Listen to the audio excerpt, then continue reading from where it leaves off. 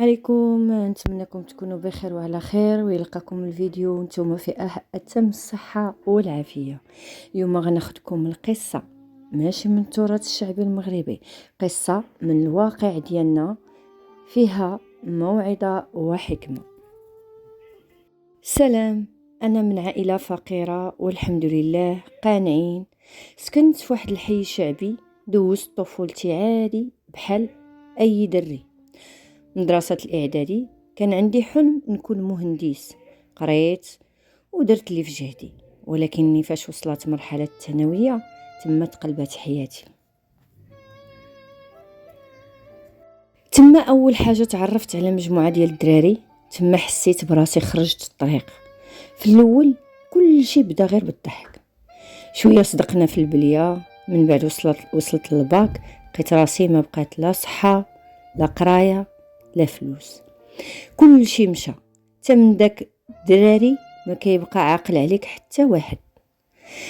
حاولت نرجع كيف كنت، نرجع قرايتي، نرجع شخصيتي القديمة. ساعة في الوقت اللي حاولت ندير هاد الشي جات حاجة جديدة اللي جات حطمتني، الموت الوالدة.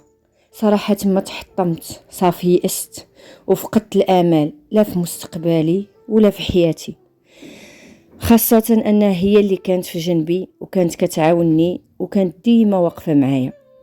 المهم داز عام من ما شديت لا باك لا والو، داك العام داز كحل حيت كنت فاقد كل شيء والدنيا كتبان لي كحلة. بقيت بوحدي لمدة عام، حتى حاجة ما تغيرات، نفس الحزن نفس الإحباط.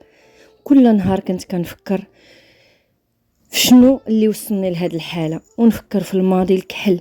تما فهمت باللي داك الجلاس والتفكير بلا ما تحرك وتغير في حياتك عمره ما يفيدك.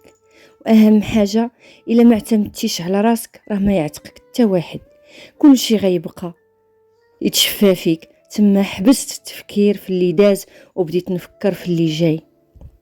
بنيت امل من الالم اللي دوزت، حيت درت في بالي ما نعاودش نرجع للور. عاودت رجعت نقرا بجديه وكتر، ورجعت حطيت بين عينيا الاهداف والاحلام اللي يأست منهم، وشديت الباك وحييت البليه.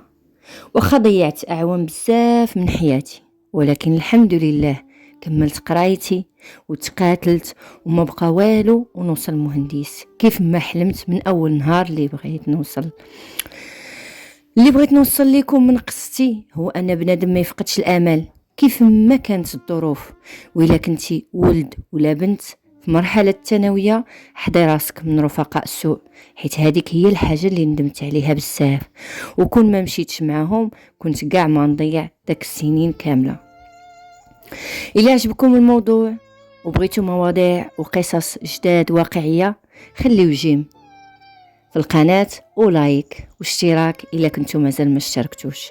شكرا على المتابعة، شكرا على الدعم، شكرا على الكلمات اللي كتخرج من قلبكم واللي كتشجعني باش نجيب دائما الجديد ونكون معكم كل مرة بقصة جديدة.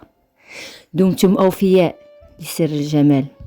تحياتي لكم، مع السلامة، إلى قصة مقبلة بإذن الله.